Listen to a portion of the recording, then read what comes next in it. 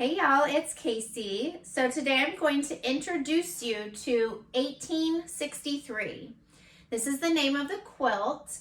I had this original design idea, which unfortunately was one of those I have an idea moments that turned into quite a lot of work, and yes, I admit, tears.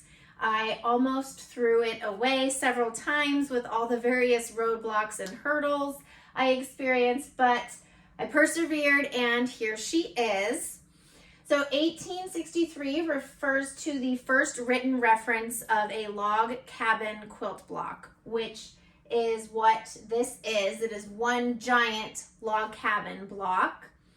The fabrics are what are called Civil War reproduction fabrics, which tie back to the late 1860s when the log cabin block was very popular. The red of the center block represents the hearth or the home. And then you have these increasingly larger blocks called logs that go out from the center of that as well.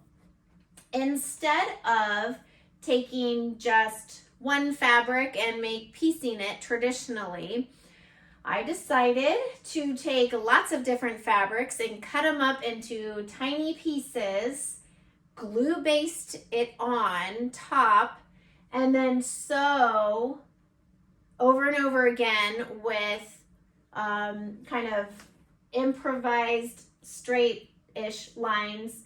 And some are, less than an 1/8 inch apart, and that's all throughout the quilt to keep these little pieces on.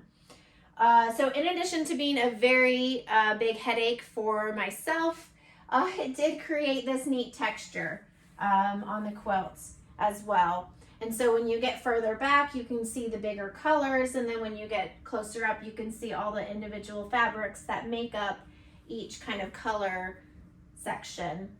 I guess the real term is raw edge applique. So that's what I apparently did here.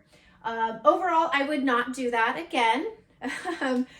The experience was a lot of heartache and headache for myself, but I think she turned out pretty neat. She was actually made for an art gallery exhibition that our Modern Quilt Guild, our local Modern Quilt Guild, put on earlier this year. So she hung in an art gallery, which is kind of cool.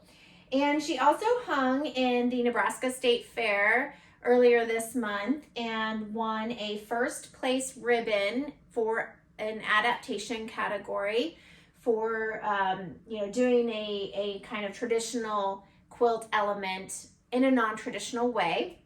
And she won 4th place in the large wall quilt division that she was entered into. And she will also be entered into a quilt show here in a couple weeks, so we'll see how she does. She's actually been outside my house more than she's been inside my house.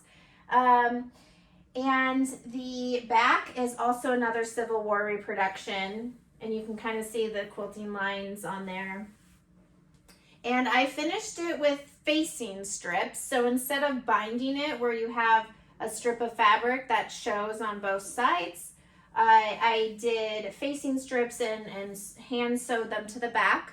This was probably my first hand sewing experience as well. Again, not my favorite thing to do, and I will try to avoid it in the future at all costs. I am not a very good hand sewer at all.